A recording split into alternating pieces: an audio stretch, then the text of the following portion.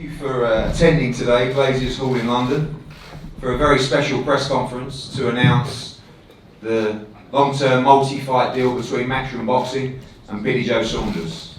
I've spent a lot of time around this young man, sometimes on flights where he was doing things to me while I was asleep, and sometimes watching him in performances that have wowed myself and also the world of boxing. I think for a long time, everybody in the sport of boxing knows just how good Billy Joe Saunders is. In fact, I spoke to Dave Coldwell last night, who said to me, I saw Billy Joe spar recently, so he wasn't even in shape. He said the guy is amazing, an amazing fighter. And I truly believe he has the potential to be a pound-for-pound great fighter in the sport. At middleweight for a long, long time, a lot of those fights eluded him for many reasons. Sometimes it's not easy with cross-networks and cross-promotional issues to make these fights. Sometimes you're just too good to get certain fights. And I think one of Billy Joe's big problems is sometimes he's just been too good to get a Canelo fight or a Triple G fight. I think sometimes he's in that mode of, well, I don't want to fight Billy Joe. Why would you fight Billy Joe? Well, the reason you fight Billy Joe Saunders now is because he's with us, because he's a major player, and because there's serious money to be made from fighting Billy Joe Saunders. Now up at 168 pounds, the game completely changes. Here you have a world-class pound-for-pound fighter that has the ability and the option to box in two weight divisions. When you look at the fighters that we're involved with, promotionally, and the fighters we work with across our platforms, the opportunities for Billy Joe Saunders is endless. Callum Smith, what a great domestic fight that could be at 168 pounds. Canelo, Triple G, Demetrius Andre, Danny Jacobs, all these fights. And also another fight I'd love to make is a Chris Eubank fight, because the build-up would be stupendous.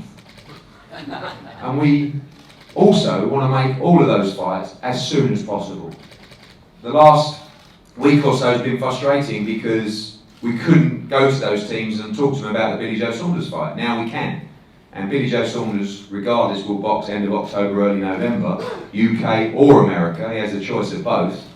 And we'd like to fight all those names that we mentioned, and we'll be doing our utmost to make those as soon as possible. But activity is the key for Billy Joe Saunders. A plan, a strategy is key, because he now sits on the verge of all these mega fights and proving to people what he may just be, which is a pound-for-pound great and a true great of British boxing. So it's a complete honour to work with Billy Joe Saunders. Thank you to MTK, who have been instrumental in making this deal happen, and of course Sky Sports and DAZN, who are thrilled to be working with Billy Joe. And I'm going to pass over to Billy to say a few words before we have a few questions and a little chat about the future. It's going to be very hard to follow that rundown, really. But listen, first of all, I just want to say, obviously, thank you very much for MTK for making this happen, and Sky Sports Boxing and Matchroom and Eddie. You know, we all work very hard to make the deal. You know, I like to say that I've always looked at, you know, the names on DAZN and on Matchroom, and thinking, you know, I'd love to be part of that to, you know, to perform and to see how good I am. And I was having this conversation the other day. Financially, it's not about the money for me now, even though that comes with it. It's about being the best and seeing Golovkin and Canelo fight and everybody raving over it, and me looking and thinking, you know I can beat them. And I just want to say thanks to everybody for who's obviously worked to make this deal happen. You know, I'm very, very lucky for, you know, that my career's gone to be sitting here. And now it's time for me to prove. I've been hollering enough and shouting enough for the big fights. It's time for me to prove that, you know, I can't only talk the talk, but I can walk the walk. And I know with Eddie, Matchroom and DAZN, I'll get that chance, and I'll grab it with both hands. I know you want those mega fights. Talk to us about the weight classes and divisions as well. I mean, this is such a unique opportunity where all the big fights are there for you at 160, but you hold a belt at 168. Well, it's one of those. I mean, originally when I got the phone call to fight for the title, Ramirez was world champion. So in my own head, I was fighting Ramirez. There was no doubt about it. Then Ramirez obviously vacated, because it's hard for me to get a fight at 160. All these big names I've been hollering and shouting and trying to get them big fights, you know, for a reason, to test myself. And Ramirez come up and I said, look, no problem, I'll move up and I'll fight him, and I'm confident I can beat him. And then obviously he vacated, and then Sufi stepped in as number 2. So you can only box who's put in front of you. I beat him, but I can fluctuate between 2 weights, 160 and 168. You know, people say that he's not big 168. Well, get the best in the ring with me and I'll prove I'm the best. I know I'm the best at 168 and 160. So, you know, you bring them to me and I'll show you how to beat them. When we talk about those fighters, we haven't had a chance to actually sit down yet and go through these fighters and get your opinion. I know you will fight any of them. How do you rate these guys? Let's talk about the 168 division first. Obviously, the Callum Smith fight is a fight that has massive potential now to be made. We know there's no bad blood between you, so I think on paper you have to say he's the guy in the division right now. Yep. How do you rate him and how do you rate that fight for yourself? I think Callum's a brilliant fighter. You know, I think he's a good fighter. Done, you know, very, very well in his career. Good puncher, good boxer. He's got all the attributes you need to be a world champion. But I know that, you know, you put me in the ring with someone who's on the same level or level above, I rise and rise and rise. You know, that's the reason why I want these big fights, to see, you know, sink or swim. Can I raise to where I think I can raise to? Because if I can, then I know I've got the beating of all of them. But, you know, Callum Smith, people look at him and he would be favourite going into the fight. He's a great fighter, a lot of respect for Callum. You know, the Smith brothers, great boxing family. But I genuinely believe I've got the beating of Callum Smith and any other super middleweight in the division.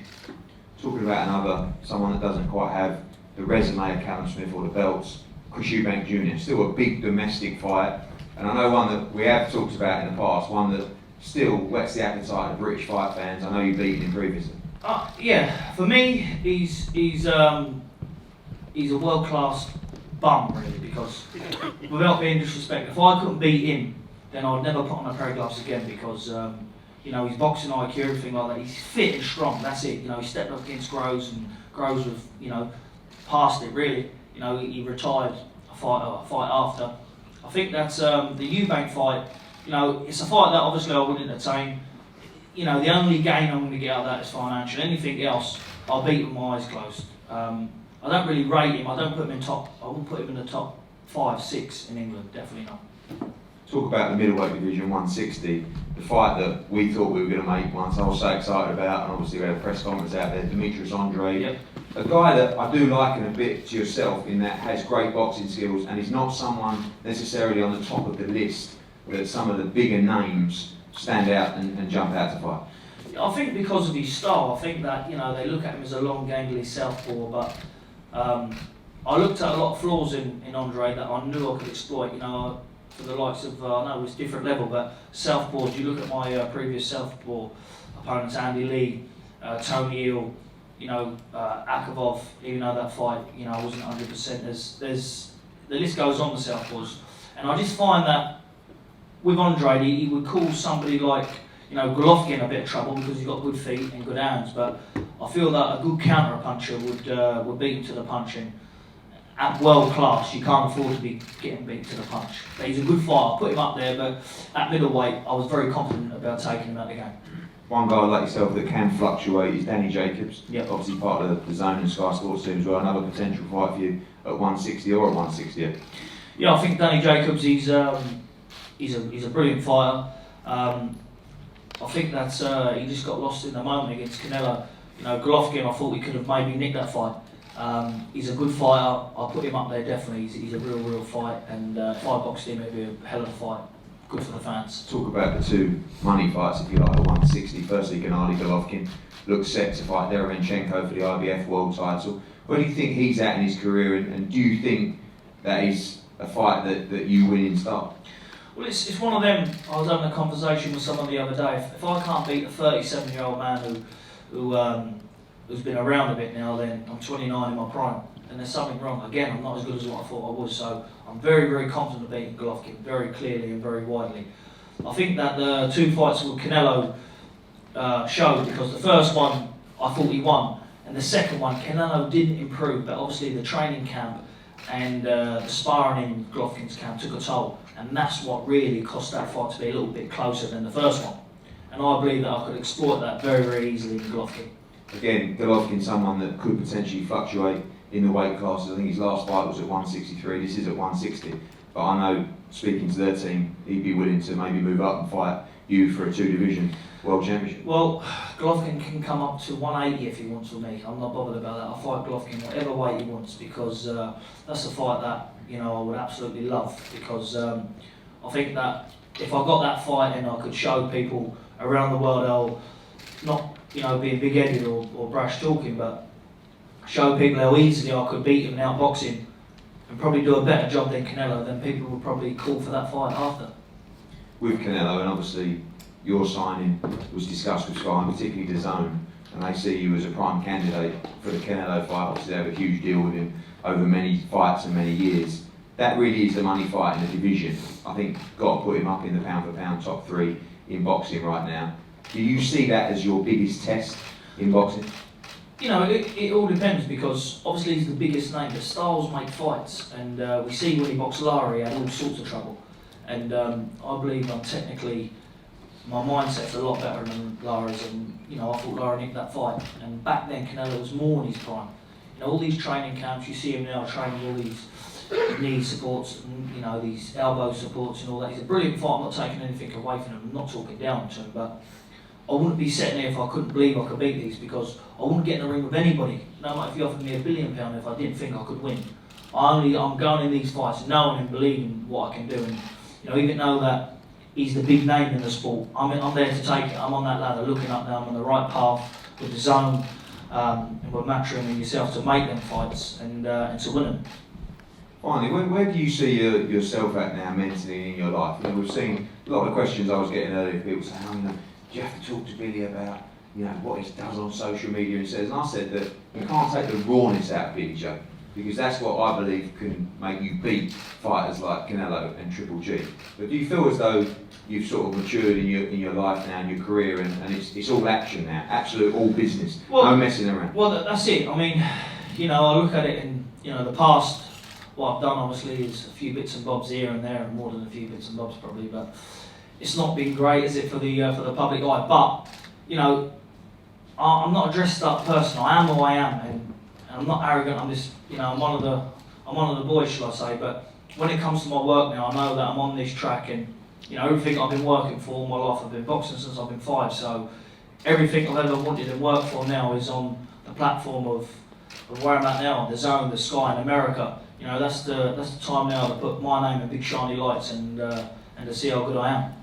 And finally, one thing that I said as well in interviews is you are a boxing man through and through. I mean, you have opinions on everything, you have strategies on everything, you watch every kind of fight. You believe that schooling that you've had from such a young age is going to put you in a position to beat all these top guys? I don't think it's schooling, really. I just think it's something that you're born with. And I know that from day one, as soon as I put a pair of gloves on, I was born to win. And you know, the best thing that ever happened to me was getting beat in the 2008 Olympics, because you know, the Olympic gold medalist and the silver medalist, I beat them 9 weeks before in the previous tournament, but I went there being big balls and thinking I was the man, and got dusted by the Cuban who I beat. But that was the best thing. And then I realised that, you know, if you want to win, you have to stay focused. When you get that date, when you get that opponent, you lock on, and the main thing is win. No matter how you win clean, ugly, however you got to win, as long as you win, because as you know, Eddie, in this game, that gets you to the next level. And that's all I'm about, is winning. So I think that I was born with that. Thank you, Billy, for your honesty and your chat, and we cannot wait for this journey. Like I said, his date will be announced either the end of this week or early next week, end of October, early November, UK, America. He's capable of boxing wherever he wants in all the big fights, and I cannot wait to see him boxing on Sky Sports and DAZN. This is a huge signing for Matchroom and our broadcast partners, and we look forward to a great relationship with Billy Joe Saunders and MT.